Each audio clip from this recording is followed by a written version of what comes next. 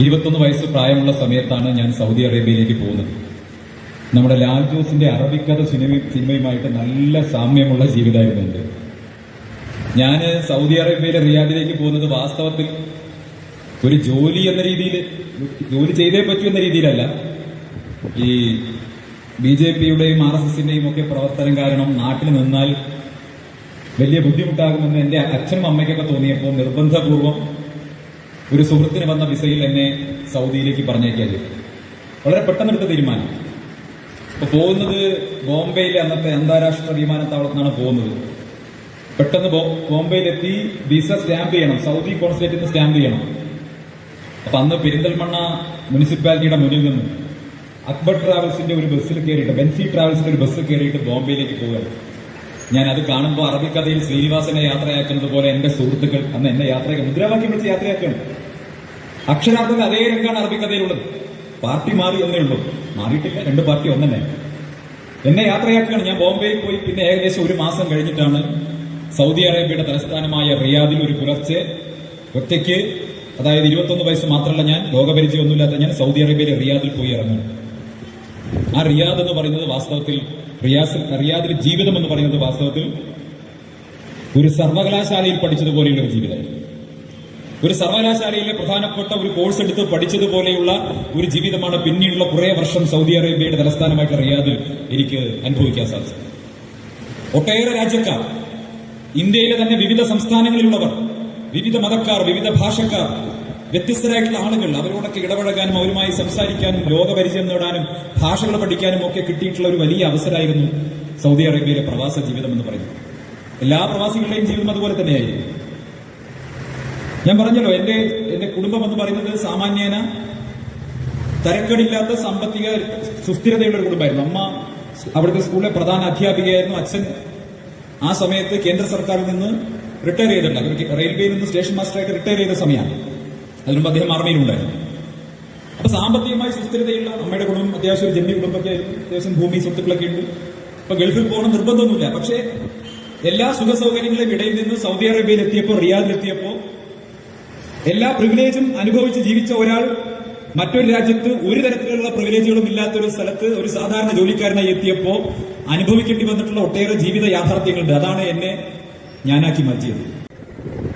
എന്റെ പ്രസംഗം ശ്രമിച്ചുകൊണ്ടിരിക്കുന്ന പ്രിയപ്പെട്ട സഖാക്കൾ ഇവിടെയുണ്ടെങ്കിൽ, CPM ഇവിടെയുണ്ടെങ്കിൽ, മതനിരപേക്ഷതയിൽ വിശ്വസിക്കുന്ന CPM ഇവിടെയുണ്ടെങ്കിൽ, ഫാസിസ്റ്റ് വിരുദ്ധ പോരാട്ടത്തിൽ വിശ്വസിക്കുന്ന CPM എന്റെ ശബ്ദം ശ്രമിക്കുന്നുണ്ടെങ്കിൽ അവരൊരു കാര്യം മനസ്സിലാക്കണം. നിങ്ങൾ CPM കൊടുക്കുന്ന ഓരോ വോട്ടും വാസ്തവത്തിൽ സഹായിക്കുന്നത് BJPയെയാണ്. നിങ്ങൾ CPM ചേർന്ന് നടക്കുമ്പോൾ നിങ്ങൾ വാസ്തവത്തിൽ സഹായിക്കുന്നത് BJPയെയാണെന്നുള്ള കാര്യത്തിൽ തർക്കമേ വേണ്ട. ഈ രാജ്യത്ത് ജനാധിപത്യം സംരക്ഷിക്കാനുള്ള പോരാട്ടത്തിൽ, ഫാസിസത്തിനെതിരെയുള്ള പോരാട്ടത്തിൽ, ഭരണഘടന ഉയർത്തിപ്പിടിക്കുന്ന തുല്യതയും അതുപോലെ തന്നെ മതസ്വാതന്ത്ര്യവും അടക്കമുള്ള നമ്മുടെ ഭരണഘടന ഉയർത്തിപ്പിടിക്കുന്ന അവകാശങ്ങൾ സംരക്ഷിക്കാനുള്ള പോരാട്ടത്തിൽ നിങ്ങൾക്ക് അണിചേരാൻ ആഗ്രഹമുണ്ടെങ്കിൽ പ്രിയപ്പെട്ട സഖാക്കളെ, നിങ്ങൾ അണിചേരേണ്ടത് ഇതാ ഇന്ത്യൻ നാഷണൽ കോൺഗ്രസിനൊപ്പമായിരിക്കണമെന്ന് പറയാൻ ഞാൻ ആഗ്രഹിക്കുകയാണ്. പിണറായി വിജയനൊപ്പം നിന്നാൽ ഒരു സംശയവും വേണ്ട, അത് സുരേന്ദ്രനൊപ്പം നിൽക്കുന്നതിന് തുല്യമാണ്. രാത്രി പിണറായി വിജയൻ പോകുന്ന സമയത്ത് സംശയം ഉണ്ടെങ്കിൽ നിങ്ങൾ പുറകിലൂടെ പോയിട്ട് ഒരു വിസിലടിച്ച് നോക്കും. മൂപ്പര് അപ്പോ സംഘദക്ഷ ഒറ്റ നിർത്താവൂ, ഒരു സംശയവും വേണ്ട, പുറകുന്ന് വിസിലടിച്ച് നോക്കിയാൽ മതി. കാരണം എന്താ, ഈ കേരളത്തിലെ സംഘചാലക വാസ്തവത്തിൽ അത് പിണറായി വിജയനാണ്. കേരളത്തിലെ സംഘപരിവാറിന്റെ നേതാവ് അത് പിണറായി വിജയനാണ്. സംഘപരിവാർ എന്താഗ്രഹിക്കുന്നോ അത് മുഴുവൻ നടപ്പാക്കി കൊടുക്കും. ഇവിടെ മുനമ്പം വിഷയം കത്തിച്ചു നിർത്തണോ അത് പിണറായി നടപ്പാക്കി കൊടുക്കും. ഇവിടെ മറ്റെന്തെങ്കിലും തരത്തിൽ സംഘപരിവാറിന് ഇടപെടാൻ വേണ്ട സാമൂഹ്യ പരിസരം ഒരുക്കി കൊടുക്കണോ അത് പിണറായി വിജയൻ നടപ്പാക്കി കൊടുക്കും. ശബരിമല ഉൾപ്പെടാതെ അല്ലേ? ആലോചിച്ച് നോക്കൂ, 1.5 മാസക്കാലം ഇപ്പൊ എന്തേ പറയാത്തത്? ഞങ്ങളൊക്കെ അതിനുവേണ്ടി തെരുവിൽ സമരം ചെയ്തവരാണ്. ശബരിമല സമരകാലത്ത് ബിന്ദു അമ്മിണിയും കനകദുർഗയും ശബരിമല സന്നിധാനത്ത് ലക്ഷക്കണക്കിന് വരുന്ന വിശ്വാസികളുടെ ഹൃദയത്തെ മുറിവേൽപ്പിച്ചുകൊണ്ട് സന്നിധാനത്ത് കയറിയപ്പോ, പ്രിയപ്പെട്ടവരെ, ഗുരുവായൂരിൽ മമ്മിയൂർ ക്ഷേത്രത്തിന് മുന്നിൽ OK വാസു മലബാർ ദേവസ്വം ബോർഡിന്റെ പ്രസിഡന്റായി സത്യപ്രതിജ്ഞ ചെയ്യുന്ന ചടങ്ങിൽ കടകംപള്ളി സുരേന്ദ്രനെ കരിങ്കൊടി കാണിച്ചപ്പോ CPMകാരും പോലീസും ചേർന്ന് കാല് തല്ലിയോടിച്ച് എന്നെ ആശുപത്രിയിലാക്കിയിട്ടുണ്ട്. ആ ഫോട്ടോ എടുത്തിട്ടാണ് ഇപ്പൊ BJPക്കാർ സോഷ്യൽ മീഡിയ പ്രചരിപ്പിക്കുന്നത്. എടോ, BJPയിലെ സൈബർ വിഭാഗത്തിലുള്ള ആളുകളുണ്ടല്ലോ, നിങ്ങൾക്കൊന്നുമില്ലെങ്കിൽ ചുരുങ്ങിയ പക്ഷം നിങ്ങൾ ഏറ്റവും ആദ്യം തല്ലുകൊണ്ട വ്യക്തിയുടെ പേരാണ് സന്ദീപ് വാര്യർ. പോലീസ് പിടിച്ചുകൊടുത്ത് CPMകാർ തല്ലി ഓടിച്ചത്.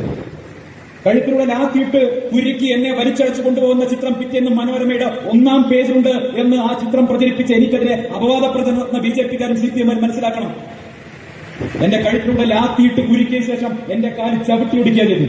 അതിനുശേഷം 1 മാസം കഴിഞ്ഞപ്പോ വടക്കുന്നാഥ ക്ഷേത്ര മൈതാനത്ത് നരേന്ദ്രമോദി പ്രധാനമന്ത്രി വരുന്ന യുവമോർച്ചയുടെ സംസ്ഥാന സമ്മേളന വേദിയിൽ ആമുഖ പ്രഭാഷണം നടത്താൻ എന്നെ നിയോഗിച്ചപ്പോ പ്രിയപ്പെട്ടവരെ, പ്രധാനമന്ത്രി വരുന്ന വേദിയിൽ സ്ട്രെച്ചസ് എടുത്ത് കയറാൻ പറ്റാത്തതുകൊണ്ട് എന്റെ കാലിലെ പ്ലാസ്റ്റർ വെട്ടിക്കളഞ്ഞ് ആ ചികിത്സ മുഴുവനാവുന്നതിന് മുമ്പ് ആ വേദിയിൽ കയറി 1 മണിക്കൂർ പ്രസംഗിച്ചവനാണ് ഞാൻ. ഇപ്പോഴും ഓർമ്മിക്കുന്ന ഒരു കാര്യം, സൗദിയിൽ പോയിട്ട് ആദ്യത്തെ തിരുവോണം ഞാൻ ചെന്നപ്പോ എനിക്ക് താമസ സൗകര്യം, ഞാൻ കമ്പ്യൂട്ടർ ഷോപ്പിലാണ് പോയത് ജോലി ചെയ്യാൻ വേണ്ടിയിട്ട്.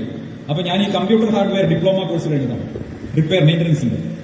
അപ്പോ അതിന്റെ ഭാഗമായിട്ട് എന്താണ് പറയാ, കമ്പ്യൂട്ടർ മൊഹന്ദിസ് എന്നൊക്കെ പറഞ്ഞിട്ടൊരു വിസയാണ് തടിച്ചിട്ട് ഞാൻ പോയിരിക്കുകയാണ്. അവിടെ ചെന്ന് എനിക്ക് താമസമുള്ളത് റിയാദിലെ, എനിക്ക് പലർക്കും അറിയുന്നുണ്ടാവും, ഈ നമ്മുടെ ഒലയുടെ അടുത്ത് ഹൈൽ ബറൂദ് എന്ന ഏരിയയാണ്, സുലൈമാനി. ആ ഹൈൽ ബറൂദ് ഏരിയയിൽ തമിഴന്മാരുടെ ഹോട്ടൽ ഉണ്ടായിരുന്നു, മധുര ഹോട്ടൽ. ആ ഹോട്ടൽ നടത്തുന്ന തമിഴന്മാരുടെ താമസ റൂമിൽ തന്നെയാണ് എനിക്കൊരു ബെഡ് കിട്ടിയത്. അപ്പൊ തിരുവോണം ദിവസം വന്നു, ഞാൻ പോയിട്ട് കുറച്ച് ദിവസം കഴിഞ്ഞപ്പോൾ തിരുവോണമായി. അപ്പൊ ഇവിടുത്തെ കേരളത്തിലെ TV ചാനലിലൊക്കെ നോക്കി കഴിയുമ്പോൾ ഗൾഫിലെ ഓണാ കാണിക്കുന്നത്, ദുബായിലെ ഓണം അല്ലെ, വലിയ സംഭവമാണ്. സിനിമാ താരങ്ങൾ വരുന്നു, വലിയ പരിപാടികൾ നടക്കുന്നു, ദുബായ് ഗൾഫിലെ മലയാളികളുടെ ഓണാഘോഷ പരിപാടികൾ നടക്കുന്നു. പാവ എന്റെ അമ്മയും അച്ഛനൊക്കെ കരുതിയത് മകൻ ഇപ്പോ ഗൾഫില് വലിയ ഏതോ പരിപാടികളൊക്കെ കണ്ടു പോട്ടെ. അങ്ങനെയാണല്ലോ, ഗൾഫിൽ പോയി കഴിഞ്ഞാൽ വലിയ ഓണപരിപാടിയൊക്കെ ഉണ്ടാവും, ഒരുപാട് സുഹൃത്തുക്കൾ ഉണ്ടാവും, സന്തോഷിച്ചിരിക്കായിരിക്കുന്നു കരുതിയിട്ട് തിരുവോണ ദിവസം രാവിലെ അമ്മയും അച്ഛനും കൂടി വിളിക്കുകയാണ്. ഇന്ന് ഓണാണ്, നിനക്ക് അവിടെ സദ്യയൊക്കെ കിട്ടും ഉണ്ണിയെന്ന് ചോദിച്ചു. നിനക്കവിടെ സദ്യയൊക്കെ കിട്ടില്ലേ? ഞാൻ പറഞ്ഞു കിട്ടും, ഇവിടെ സദ്യയൊക്കെ ഉണ്ട്, എല്ലാ പരിപാടികളും ഉണ്ട്, നിങ്ങൾ വിഷമിക്കേണ്ട എന്ന് പറഞ്ഞു. എന്താ യാഥാർത്ഥ്യം എന്ന് പറയുന്നത്, ഈ തമിഴന്മാരുടെ ഹോട്ടലാണ് മധുര ഹോട്ടൽ. അവിടെ നിന്ന് എനിക്കൊരു ഫുഡ് കാർഡ് ഉണ്ട്. ആ കാർഡ് ഉപയോഗിച്ചുകൊണ്ട് അവിടെ നിന്നാണ് ഭക്ഷണം കഴിക്കുന്നത്. എനിക്ക് സങ്കടം സഹിക്കാൻ പറ്റുന്നില്ല. ആദ്യമായിട്ടാണ് തിരുവോണത്തിന് സദ്യ കഴിക്കാതിരിക്കുന്നത്. എന്നെ ആരും വിളിച്ചിട്ടില്ല, എനിക്ക് അവിടെ സൗഹൃദങ്ങളൊന്നും ആയിട്ടില്ല, ആരുമില്ല. ഞാൻ ഉച്ചയ്ക്ക് സത്യത്തിൽ എന്റെ കിടക്കയിൽ കിടന്നുകൊണ്ട് ഞാൻ പൊട്ടിക്കരഞ്ഞു. തലയണയിൽ മുഖം അമർത്തി പിടിച്ചുകൊണ്ട് ഞാൻ കരഞ്ഞു. അവിടെ അച്ഛനും അമ്മയും സന്തോഷത്തോടെ ഭക്ഷണം കഴിച്ചോട്ടെ എന്ന് എഴുതി ഞാൻ പറഞ്ഞു, എനിക്കിവിടെ സദ്യ ഉണ്ട്, നിങ്ങൾ വിഷമിക്കേണ്ട, നിങ്ങൾ ഭക്ഷണം കഴിച്ചോ. ഒരു 3 മണി വരെ ഞാൻ കരഞ്ഞു.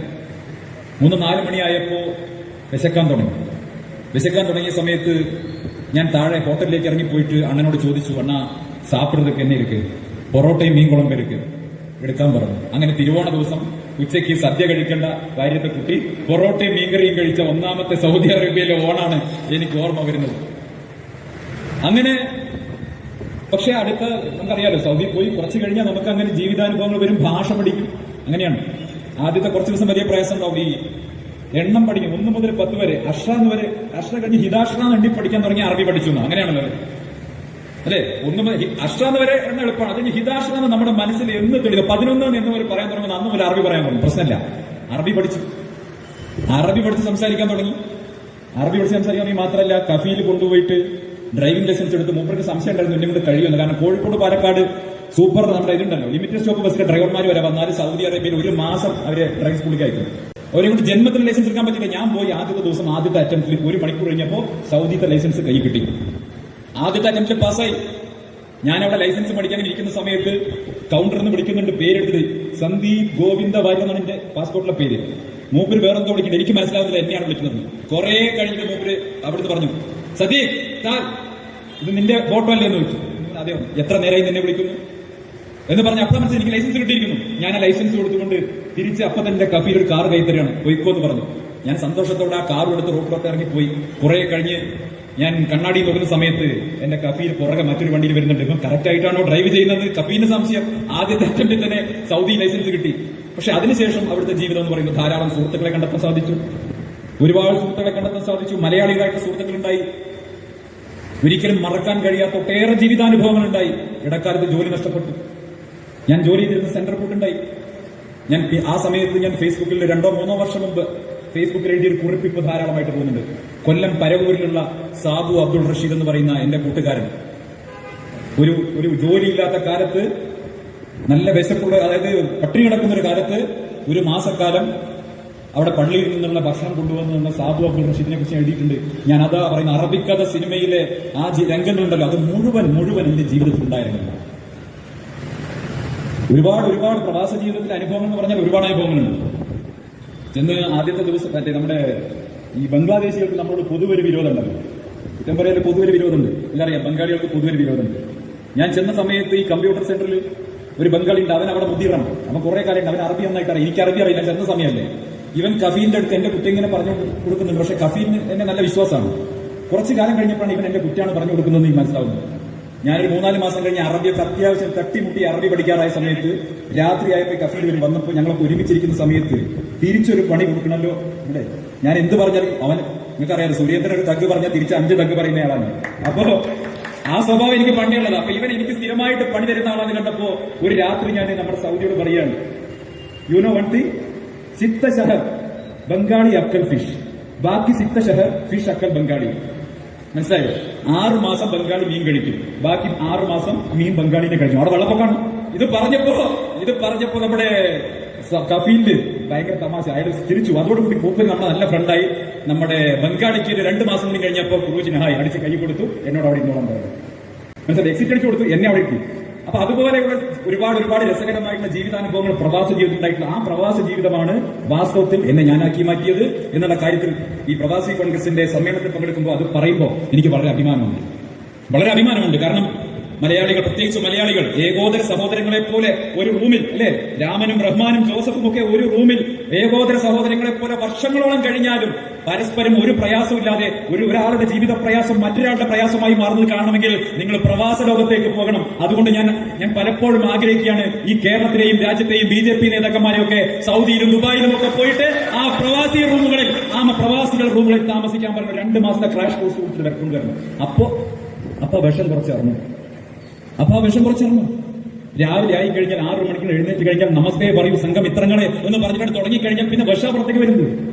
അത് മടുത്തിട്ടാണ് ആ വെറുപ്പിന്റെയും വിദ്വേഷത്തിന്റെയും പ്രത്യയശാസ്ത്രത്തെ പുറങ്കാലം കൊണ്ട് ചവിട്ടി കളഞ്ഞിട്ടാണ് ഈ രാജ്യത്തിന്റെ മതനിരപേക്ഷതയുടെ അഖണ്ഡതയുടെ സംരക്ഷകരായിട്ടുള്ള ഇന്ത്യൻ നാഷണൽ കോൺഗ്രസിന്റെ മൂർണ്ണ കൊടിയെടുത്ത് ഞാൻ ഈ പ്രസ്ഥാനത്തിലേക്ക് രാഹുൽ ഗാന്ധിയുടെ അനുയായിയായി കടന്നു വന്നിട്ടുള്ളത്.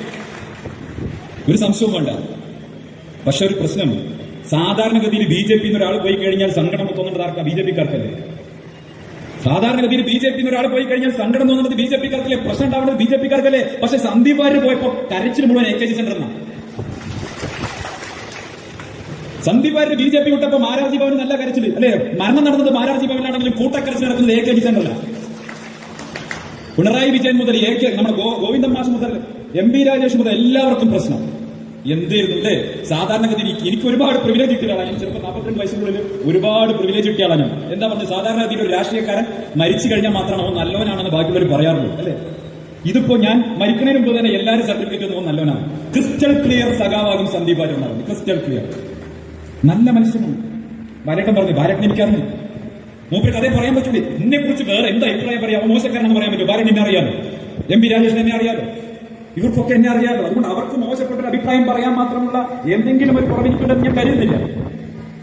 എന്റെ പാർട്ടിക്കാരും ഞാൻ പാർട്ടി മാറുന്നത് വരെ നല്ലവനായിരുന്നു, വളരെ വേണ്ടപ്പെട്ടവനായിരുന്നു. എന്റെ പാർട്ടിയുടെ ലക്ഷോപലക്ഷം വരുന്ന പഴയ പാർട്ടിയുടെ BJP-യുടെ ലക്ഷോപലക്ഷം വരുന്ന പഴയ ആൾക്കാരുണ്ടല്ലോ, പഴയ സഹപ്രവർത്തകരുണ്ടല്ലോ, അവർക്ക് ഞാൻ അവരുടെ ഒരു കുടുംബാംഗം പോലെയായിരുന്നു. എന്താ കാരണം? അവർക്ക് ഞാൻ അവരുടെ പ്രിയപ്പെട്ടവനായിരുന്നു. എന്താ കാരണം ഈ അങ്ങാടിയിൽ BJP-ക്കാരുണ്ടെങ്കിൽ അവർക്കറിയാം, കേരളത്തിലെ ഏതെങ്കിലും, ഞാൻ എല്ലാവരും പറയുന്നില്ല, പ്രധാനപ്പെട്ട BJP നേതാക്കളിൽ ആരെങ്കിലും ഏതെങ്കിലും സമയത്ത് ഒരു സാധാരണ പ്രവർത്തകരുടെ അത്യാവശ്യം പറഞ്ഞാൽ വിളിച്ചാൽ ഫോൺ എടുക്കുന്ന ഒരു നേതാവ് ഉണ്ടായിരുന്നെങ്കിൽ അവരെ ഉറപ്പ് പറയും അത് സന്ദീപ് വാര്യർ മാത്രമായിരുന്നു എന്ന് ആ BJP-ക്കാർ പറയും. ഒരു സംശയം കരുത്ത് വേണ്ട.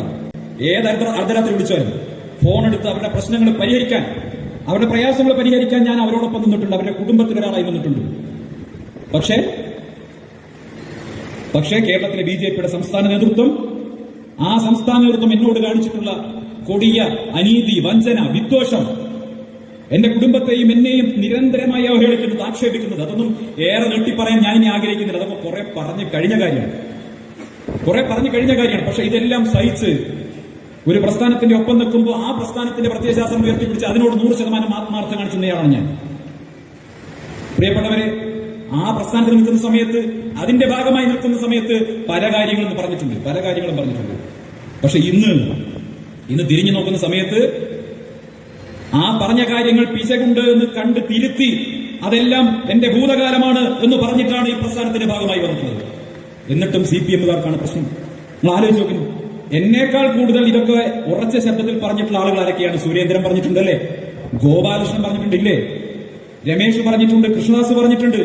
എന്തേ പാലക്കാട്ടെ തെരഞ്ഞെടുപ്പിൽ ഇവരുടെയൊന്നും പ്രസ്താവനകൾ പരസ്യമായിട്ട് അടിച്ചിട്ട് പത്രങ്ങളിൽ പ്രിന്റ് ചെയ്യാൻ CPM കൊടുക്കാതിരുന്നത്?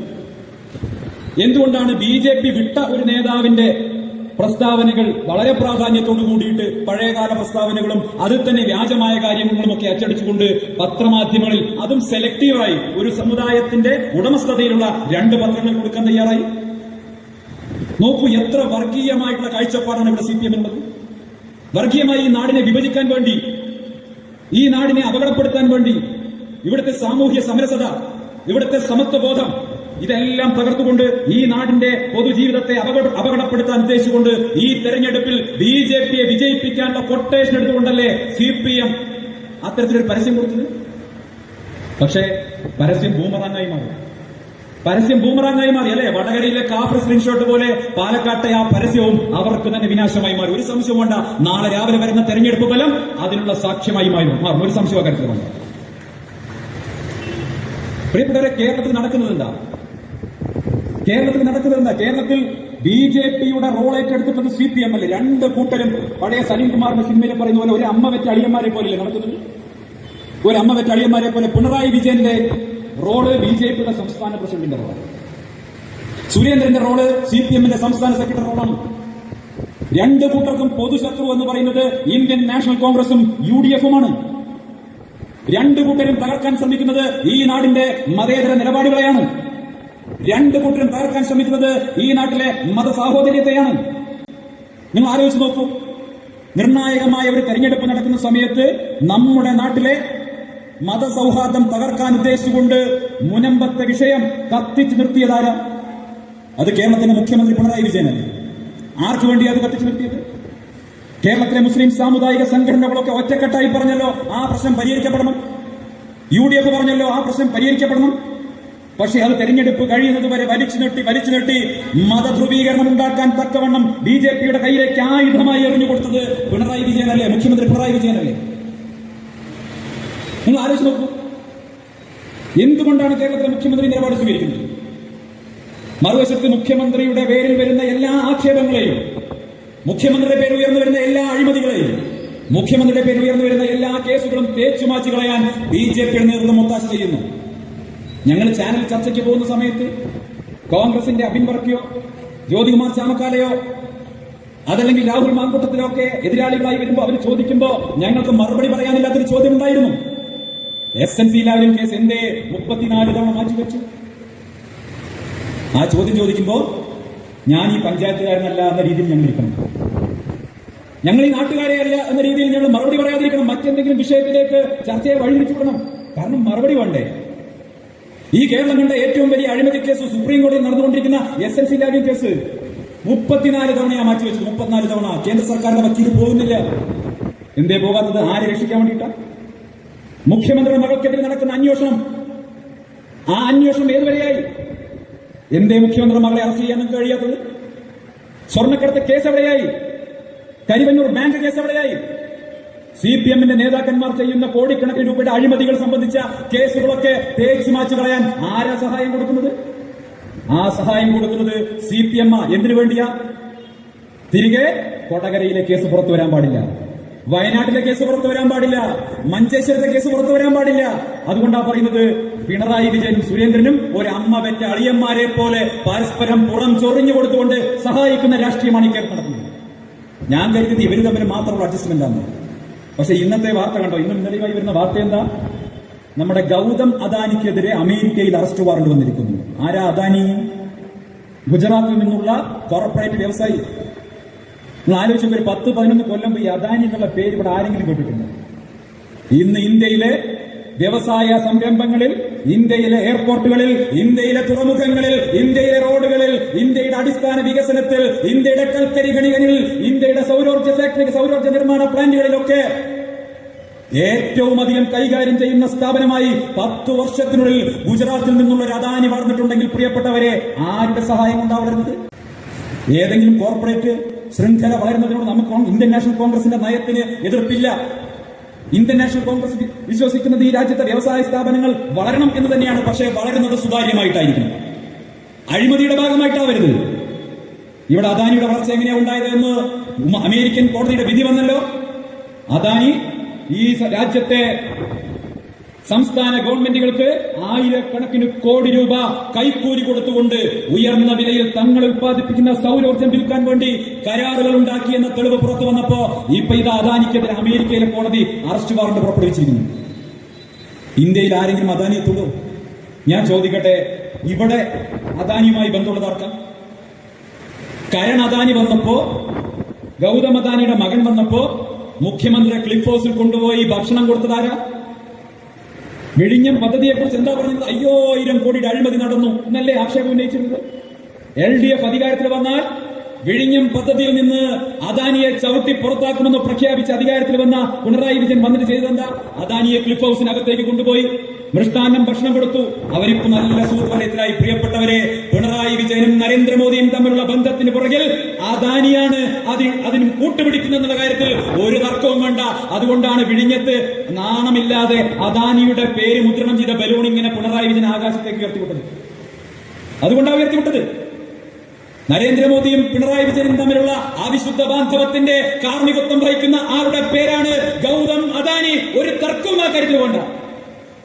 കോർപ്പറേറ്റ് മുതലാളിമാർ, ആ കോർപ്പറേറ്റ് മുതലാളിമാർ മധ്യസ്ഥം വഹിക്കുന്ന, അതല്ലെങ്കിൽ കൂട്ടുനിൽക്കുന്ന ഒരു ബന്ധം പിണറായിയും മോദിയും തമ്മിൽ. അതുകൊണ്ടാണല്ലോ പിണറായി വിജയൻ പരാജയപ്പെടാതിരിക്കാൻ വേണ്ടി ഏറ്റവും താല്പര്യമാർക്ക BJPക്കല്ലേ? കേരളത്തിൽ CPMന്റെ ഭരണം തുടരണമെന്ന ആഗ്രഹം ആർക്കാവുള്ളത്? BJPക്കല്ലേ? അതിനനുസൃതമായിട്ടല്ലേ 2021 നിയമസഭയിലേക്കുള്ള സീറ്റുകളിൽ സ്ഥാനാർത്ഥികളെ പോലും നിശ്ചയിച്ചു. CPMന് പരിക്കേൽക്കരുത്. തിരികെ BJPയെ ജയിപ്പിക്കാൻ വേണ്ടി ഏതറ്റം വരെ പോകാൻ പിണറായി വിജയൻ സഹായം നൽകും. എങ്ങനെയാണ് ജയിക്കുന്നതെന്നൊക്കെ നമ്മൾ കണ്ടത്. പാലക്കാട് മറ്റൊരു സ്ഥിതിയല്ല. പാലക്കാടും ഇതേ അവിശുദ്ധ ബാന്ധവമുണ്ട്.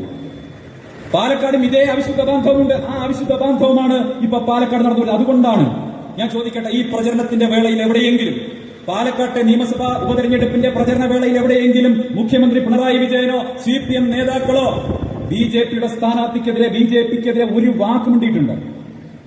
മുഴുവൻ ആക്രമണവും രാഹുൽ മാങ്കുട്ടത്തിനെതിരെയായിരുന്നില്ലേ?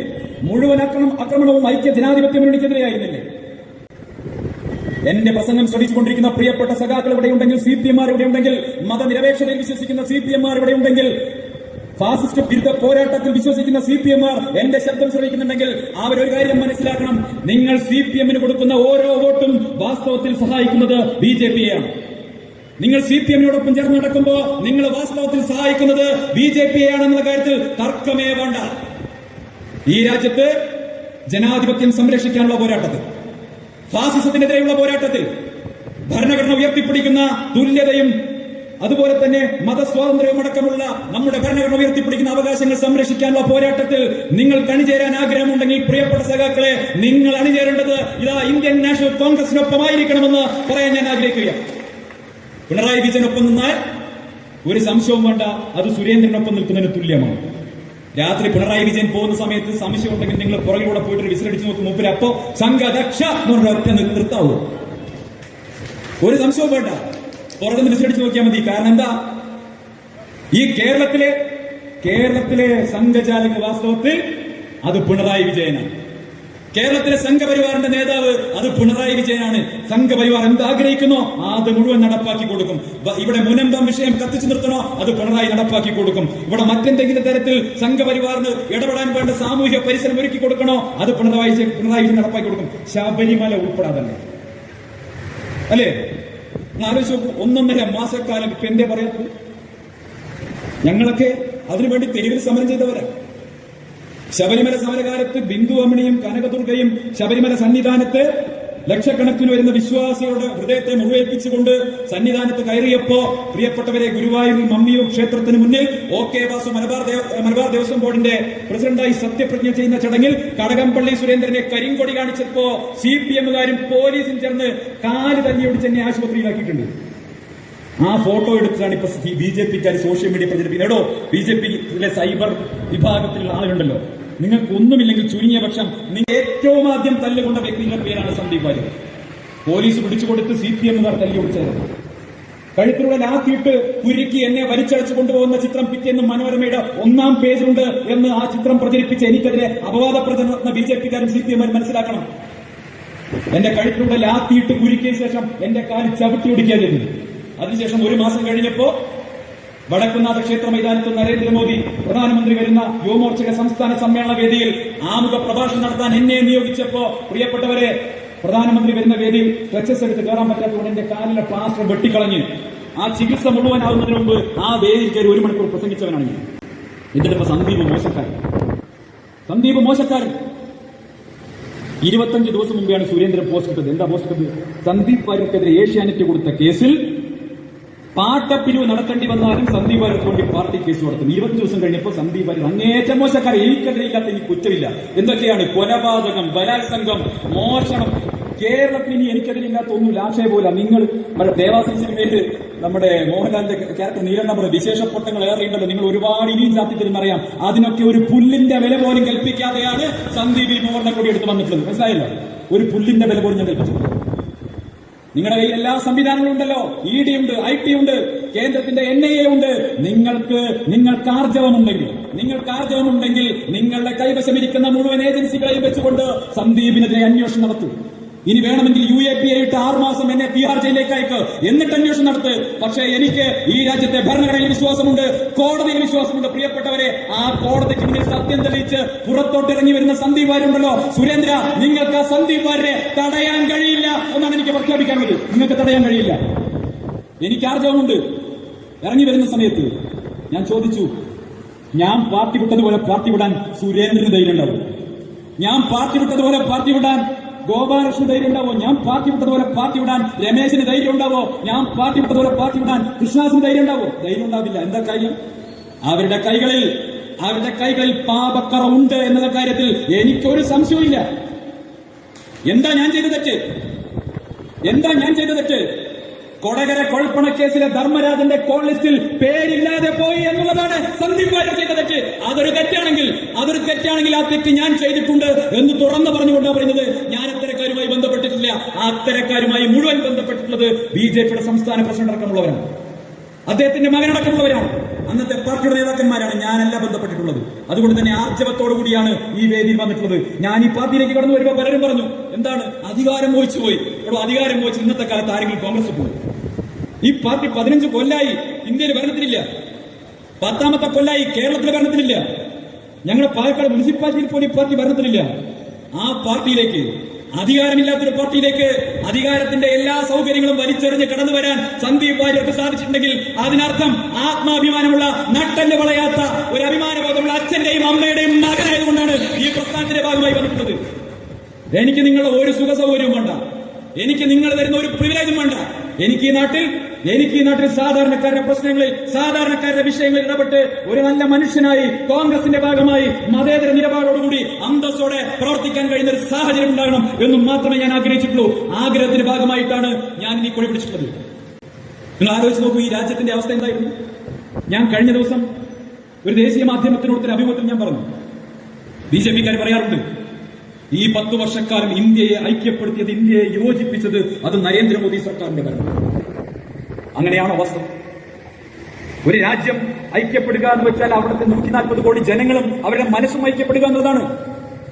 ആ രാജ്യത്തെ കോടിക്കണക്കിന് വരുന്ന മതന്യൂനപക്ഷങ്ങളെ, ചില വിഭാഗങ്ങളെ അപരവൽക്കരിച്ചുകൊണ്ട്, പാർശ്വവൽക്കരിച്ചുകൊണ്ട്, മാറ്റി നിർത്തിക്കൊണ്ട് നിങ്ങൾക്ക് എങ്ങനെയാണ് ഈ രാജ്യത്തെ ഐക്യപ്പെടുത്തിയെന്ന് പറയാൻ സാധിക്കുക?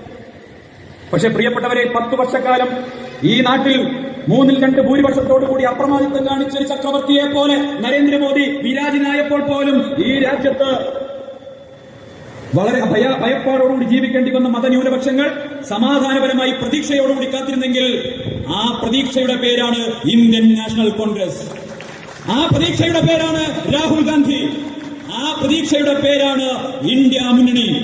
ഒരു തർക്കോ കാര്യത്തിൽ വേണ്ട. ഇന്ത്യൻ ജനാധിപത്യത്തിന്റെ ഒരു സേഫ്റ്റി വാൾവായിട്ടാണ് കഴിഞ്ഞ 10 വർഷക്കാലം ഇന്ത്യൻ നാഷണൽ കോൺഗ്രസ് പ്രവർത്തിച്ചത്. ഒരു സേഫ്റ്റി വാൾ. നോക്കൂ, അതല്ലെങ്കിലുള്ള അവസ്ഥ എന്താണ്? എല്ലാ ഏകാധിപത്യ രാജ്യങ്ങളിലും, എല്ലാ ഓട്ടോക്രാറ്റിക് സ്റ്റേറ്റുകളിലും ഉണ്ടാകുന്ന എല്ലാ ആഭ്യന്തര കുഴപ്പങ്ങളും ഉണ്ടാകാൻ പര്യാപ്തമായിട്ടുള്ള ഒരു സാമൂഹിക പരിസ്ഥിതി ഇവിടെ BJP ഉണ്ടാക്കിയില്ലേ? എന്നിട്ടും എന്തേ ആ സാമൂഹിക പരിസ്ഥിതി ഇവിടെ ഉണ്ടായില്ല? എന്തുകൊണ്ട് ഇവിടെ ആഭ്യന്തര സംഘർഷങ്ങളിലേക്ക് പോയില്ല? എന്തുകൊണ്ട് ഇവിടുത്തെ ഭയവിഹ്വലരായ മതന്യൂനപക്ഷങ്ങൾ ഇന്ത്യയുടെ ജനാധിപത്യത്തിലും ഭരണഘടനയിലും വിശ്വാസം അർപ്പിച്ചു? നിയമത്തിന് മേൽ നിയമങ്ങൾ കൊണ്ടുവന്ന് കരിനിയമങ്ങൾക്ക് മേൽ കരിനിയമങ്ങൾ കൊണ്ടുവന്ന് ലെജിസ്ലേഷന് മേൽ ലെജിസ്ലേഷൻ കൊണ്ടുവന്ന് ഈ രാജ്യത്തെ മതന്യൂനപക്ഷങ്ങളെ ഭീതിയിലാക്കിയപ്പോഴും അവർക്കൊരു പ്രതീക്ഷയുണ്ടായിരുന്നു. ഇന്നല്ലെങ്കിൽ നാളെ ഒരു പുലരിയിൽ ഇന്ത്യൻ നാഷണൽ കോൺഗ്രസ് വീണ്ടും ഈ രാജ്യത്ത് അധികാരത്തിൽ വരും. അങ്ങനെ വരുന്നൊരു സുദിനത്തിൽ നമ്മളെല്ലാവരും ഒരുമിച്ച് പഴയതുപോലെ സാഹോദര്യത്തോടെ എല്ലാവരും ഒരുമിച്ച് ജീവിക്കുന്ന ഒരു കാലഘട്ടം വീണ്ടും ഉണ്ടാകും. ആ പ്രതീക്ഷയാണ് കോൺഗ്രസ് എന്ന് പറയുന്ന സേഫ്റ്റി വാൾ. ആ പ്രതീക്ഷയാണ് രാഹുൽ ഗാന്ധി. എനിക്കറിയാം, ഓരോ നിമിഷവും ഓരോ ദിവസവും നേരം പുലരുമ്പോൾ ബിജെപിയുടെ സൈബർ വിങ് പരിശോധിക്കുന്നത് അല്ലെങ്കിൽ കണ്ടെത്തുന്നത് ഇന്നത്തെ ദിവസം രാഹുൽ ഗാന്ധിക്കെതിരെ എന്താക്ഷേപം നടത്താം, ഇന്നത്തെ ദിവസം രാഹുൽ ഗാന്ധിക്കെതിരെ എന്ത് അപവാദ പ്രചരണം നടത്താം എന്ന് ചിന്തിച്ചുകൊണ്ട് ഓരോ ദിവസവും പുലരുമ്പോ ഗവേഷണം നടത്തിക്കൊണ്ടിരുന്ന ബിജെപിയുടെ സൈബർ വിഭാഗം, IT വിഭാഗം അവിടുന്ന് പടച്ചുവിടുന്ന രാഹുൽ ഗാന്ധിക്കെതിരെ പടച്ചുവിടുന്ന ആക്ഷേപങ്ങൾ. 10 വർഷക്കാലം ഭരണമില്ല. നിങ്ങൾ ആലോചിച്ച് നോക്കൂ, 10 വർഷക്കാലം നിരന്തരം അവഹേളനങ്ങൾ ഏറ്റുവാങ്ങി, നിരന്തരം ആക്ഷേപങ്ങൾ ഏറ്റുവാങ്ങി, ഒരു മനുഷ്യനെ ദ്രോഹിക്കാവുന്നതിന്റെ ആക്ഷേപിക്കാവുന്നതിന്റെ അങ്ങേത്തര ചെയ്തതിനു ശേഷവും ഒരു മനുഷ്യൻ നടക്കുകയാണ്. കന്യാകുമാരിയിൽ നിന്ന് ത്രിവർണ്ണ പതാക കയ്യിലേന്തിക്കൊണ്ട് ഒരു മനുഷ്യൻ നടന്നു നീങ്ങിയപ്പോ ആ മനുഷ്യന് പുറകിൽ ജനസാഗരമായി ലക്ഷാവധി ജനങ്ങൾ അണിനിരന്ന് കാശ്മീർ വരെ നടന്നപ്പോ പ്രിയപ്പെട്ടവരെ, ആ നടത്തമുണ്ടല്ലോ, ഭാരത് ജോഡോ യാത്രയുണ്ടല്ലോ, ആ യാത്രയാണ് ഇന്ത്യക്ക് പ്രതീക്ഷ നൽകിയത്. 10 വർഷക്കാലത്ത് നിരന്തരമായി ഇത്തരം ആക്ഷേപം നേരിട്ടാൽ നമ്മൾ ആരെങ്കിലും പിന്നെ പൊതുപ്രവർത്തനങ്ങൾക്ക് ബാക്കിയുണ്ടാവും, നിൽക്കാൻ കഴിയും. പക്ഷേ അവിടെയും ഞാനൊന്ന് തളർന്നു പോയാൽ തളർന്നു പോകുന്നത് ഈ രാജ്യമായിരിക്കും എന്ന ചിന്തയോടുകൂടി ശ്രീ രാഹുൽ ഗാന്ധിയും ഇന്ത്യൻ നാഷണൽ കോൺഗ്രസും സധൈര്യം മുന്നോട്ട് പോയി. ഒരു സംശയവും വേണ്ട പ്രിയപ്പെട്ടവരെ, നമ്മൾ ശരിയായ പാതയിലാണ് മുന്നോട്ട് പോകുന്നത്. ഇന്ത്യൻ നാഷണൽ കോൺഗ്രസ് മുന്നോട്ട് പോകുന്നത് ശരിയായ പാതയിലാണെന്ന് ഞാൻ ഇന്ന് അടിയുറച്ച് വിശ്വസിക്കുന്നു. ഈ രാജ്യത്തെ ഏകാധിപത്യ ശക്തികളിൽ നിന്ന് മോചിപ്പിക്കാൻ, ഈ രാജ്യത്തെ ഒരു ഓട്ടോക്രാറ്റിക് സ്റ്റേറ്റ് ആവുമെന്ന് തടയാൻ, ഈ രാജ്യത്തെ ഒരു മതരാജ്യമാവുമെന്ന് തടയാൻ, ഈ രാജ്യത്തെ മതന്യൂനപക്ഷങ്ങൾക്ക് ഭയവിഹ്വലരില്ലാതെ ജീവിക്കാനുള്ള സാഹചര്യം ഉണ്ടാക്കാൻ വേണ്ടി ഇന്ത്യൻ നാഷണൽ കോൺഗ്രസ് അധികാരത്തിൽ തിരിച്ചു വരുന്ന ഒരു കാലഘട്ടം അത് അനധിവിദൂരമല്ല എന്ന് ഞാൻ നിങ്ങൾ ഉറച്ചു പറയാൻ ആഗ്രഹിക്കുകയാണ്. പ്രിയപ്പെട്ടവരെ, ഈ രാജ്യത്ത് കോടിക്കണക്കിന് വരുന്ന ജനങ്ങൾ നിങ്ങൾ ആലോചിച്ച് നോക്കും. നമ്മൾ ആരെങ്കിലും രാവിലെ എണീക്കുന്ന സമയത്ത് മറ്റൊരു മതവിഭാഗക്കാരനെ ആക്ഷേപിക്കണമെന്നോ കുറ്റം പറയണമെന്നോ അതല്ലെങ്കിൽ അവന്റെ ജീവിതത്തിൽ ഇടപെടണമെന്നോ ആഗ്രഹിച്ചാണോ ജീവിക്കുന്നത്? അല്ല. പ്രത്യേകിച്ച് കേരളം എന്ന് പറയുന്ന നമ്മുടെ സംസ്ഥാനം എത്ര മനോഹരമാണ്. നമ്മുടെ അന്തരിച്ച PT തോമസ്, അദ്ദേഹത്തിന് ഏറ്റവും പ്രിയപ്പെട്ട പാട്ടുണ്ടായിരുന്നത് ചന്ദ്രകളഭം, അല്ലെ? ആ പാട്ടിൽ പറയുന്ന പോലെ ഈ മനോഹര തീരത്ത് വരുമോ ഇനിയൊരു ജന്മം കൂടി എന്ന് നമ്മളൊക്കെ പറയുന്ന ആ മനോഹരമായ പാട്ട്, ആ പാട്ടിന്റെ പശ്ചാത്തലമായിട്ടുള്ള കേരളം എന്ന് പറയുന്ന ഈ പ്രതിമനോഹരമായ ഭൂമി, ഇവിടെ ഹിന്ദുവും ക്രിസ്ത്യാനിയും മുസ്ലിമും ഒക്കെ പരസ്പരം ഇടകലർന്ന് ജീവിക്കുന്ന ഈ മനോഹരമായ ഭൂമി എന്തിനാണ് ഇവിടെ കാലുഷ്യം വെറുതെ ഇറക്കുന്നത്? എന്തിനാണ് മനുഷ്യരെ ഭിന്നിപ്പിക്കുന്നത്? ഞാൻ ഇത്രയേ പാർട്ടികൾ ചോദിച്ചിട്ടുണ്ട്. ഹിന്ദുവും മുസ്ലിമും ക്രിസ്ത്യാനിയും പരസ്പരം ഉപരോധം നടത്തി നമുക്ക് ജീവിക്കാൻ സാധിക്കില്ല എന്ന് തുറന്നു പറഞ്ഞതിന്റെ പേരിലാണ് എന്റെ മേൽ പാർട്ടിയുടെ ആദ്യത്തെ നടപടി ഉണ്ടാവുന്നത്. ഹിന്ദുവിനും മുസൽമാനും ക്രിസ്ത്യാനിക്കും ഈ സംസ്ഥാനത്ത് പരസ്പരം ഉപരോധം നടത്തി ജീവിക്കാൻ പറ്റില്ല എന്നത് യാഥാർത്ഥ്യം. ഇവിടെ ഹിന്ദു ഒരു ഹോട്ടൽ നടത്തുന്നുണ്ടെങ്കിൽ അവിടെ ഭക്ഷണം കഴിക്കാൻ വരുന്നതിൽ മുസ്ലിം ഉണ്ടാവില്ലേ? അവിടെ പച്ചക്കറി കൊടുക്കുന്നത് ക്രിസ്ത്യാനി ആയിക്കൂടെ? അവിടെ മതമില്ലാത്ത ഒരുത്തനായിക്കൂടെ ഓട്ടോറിക്ഷയിൽ കസ്റ്റമറെ കൊണ്ടുവരുന്നത്? മറ്റേതെങ്കിലും വിഭാഗത്തിൽപ്പെടുന്ന ഒരാളായിക്കൂടെ അവിടെ പാല് കൊടുക്കുന്നത്? പ്രിയപ്പെട്ടവരെ, അങ്ങനെ നമുക്ക് പരസ്പരം ഉപരോധം നടത്തി ഞാനൊരു ഹോട്ടൽ തുടങ്ങിയാൽ എന്റെ വിഭാഗത്തിൽപ്പെട്ട ആളുകൾ മാത്രം കയറിയാൽ മതി എന്ന് ആരെങ്കിലും ചിന്തിക്കും? അവിടെയാണ് BJPയുടെ സംസ്ഥാന പ്രസിഡന്റ് സുരേന്ദ്രൻ എത്ര നികൃഷ്ടമായിട്ടുള്ള പ്രചരണം നടത്തിയത്. നിങ്ങൾക്ക് ഓർമ്മയില്ലേ? മുസ്ലിങ്ങളുടെ ഹോട്ടലിൽ മുഴുവൻ തുപ്പിയിട്ടാണ് ഭക്ഷണം കൊടുക്കുന്നതെന്ന് പറഞ്ഞപ്പോൾ പ്രിയപ്പെട്ടവരെ, മലപ്പുറം ജില്ലയിലെ പെരിന്തൽമണ്ണയിൽ ജനിച്ചിട്ട് അവിടെ പഠിച്ചിട്ട് അവിടെ എന്റെ കൂട്ടുകാർക്കൊപ്പം അവരെ വീട്ടിൽ പോയി ഭക്ഷണം കഴിച്ച് ജനിച്ചു വളർന്ന ഞാൻ എങ്ങനെയാണ് പ്രതിഷേധിക്കാതിരിക്കുക? ഞാൻ എങ്ങനെയാണ് ഇത് ശരിയല്ല എന്ന് പറയാതിരിക്കുക? അത് പറയാതിരിക്കുമെങ്കിൽ ഞാൻ മനുഷ്യനല്ലാതായിരിക്കണം, അല്ലെങ്കിൽ ഞാൻ സുരേന്ദ്രനായിരിക്കണം. എനിക്കതിന് കഴിയില്ല. അതുകൊണ്ട് ഞാനത് തുറന്നു പറഞ്ഞിട്ടുണ്ട്.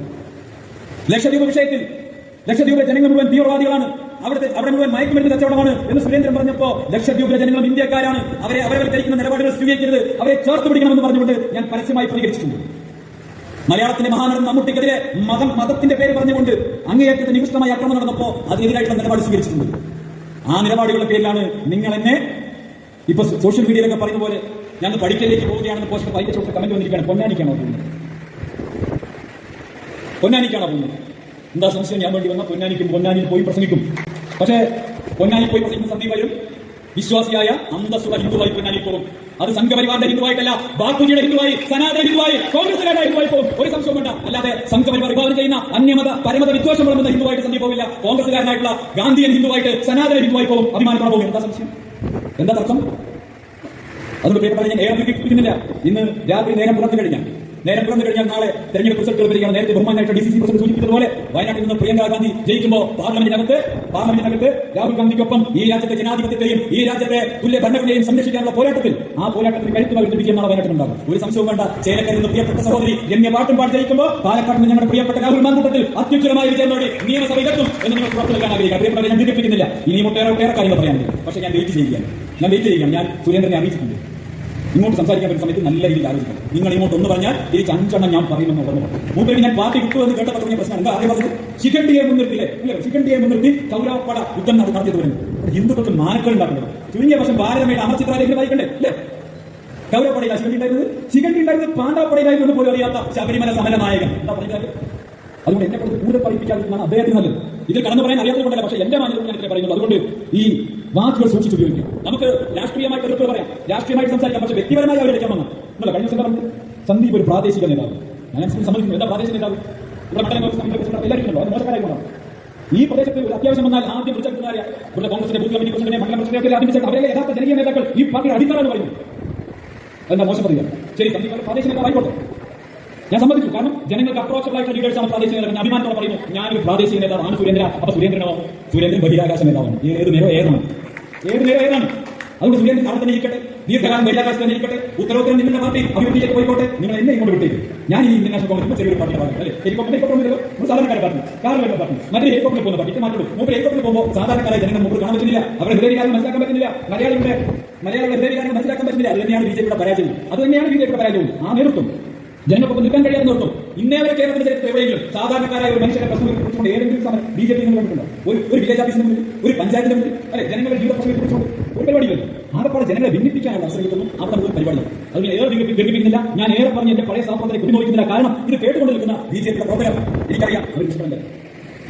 കൂലിപ്പുള്ളിയെടുത്ത് വൈകുന്നേരം കിട്ടുന്ന പണം കൊണ്ട് ആത്മാർത്ഥത കൊണ്ട് പോസ്റ്റ് ഒട്ടിക്കുന്നു, പൊടി പിടിക്കുന്നു, മുദ്രാവാക്യം വിളിക്കുന്നു, നേതാക്കന്മാർ പറഞ്ഞാൽ പോയി തല്ല് കൊടുക്കുന്നു. കേസിൽ പ്രതിയാവുന്നു. പ്രതിയായി കഴിഞ്ഞാൽ പിന്നെ നേതാക്കന്മാർ വിളിച്ചാൽ ഫോൺ കൊടുക്കും.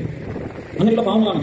അവരെല്ലാവരും തെറ്റിദ്ധരിപ്പിക്കപ്പെട്ടു. അവരെല്ലാവരും ഈ ബ്രെയിൻ വാഷിന് വിധേയമായി നിൽക്കുന്ന പാവങ്ങൾ. ഇന്നല്ലെങ്കിൽ നാളെ ആ KJP എന്ന് പറയുന്ന കേരളത്തിൽ പ്രവർത്തിക്കുന്ന KJP എന്ന് വിളിക്കപ്പെടുന്ന കൊടകര ജനതാ പാർട്ടിയിൽ നിന്ന് മോചനം നേടിക്കൊണ്ട് അവരും എന്റെ പാത തിരഞ്ഞെടുത്തുകൊണ്ട് ഈ ഇന്ത്യൻ നാഷണൽ കോൺഗ്രസിലേക്ക് വരും. ഈ ജനാധിപത്യ പ്രസ്ഥാനത്തെ ശക്തിപ്പെടുത്തുന്ന പ്രതീക്ഷയോടുകൂടി ഇന്നിവിടെ വന്ന എന്നെ ശ്രമിക്കാൻ മതി എന്ന മുഴുവൻ ജനങ്ങൾക്കും അഭിവാദ്യം അർപ്പിച്ചുകൊണ്ട് ഞാൻ അവസാനിപ്പിക്കുന്നു. ജയ് ഹിന്ദ്.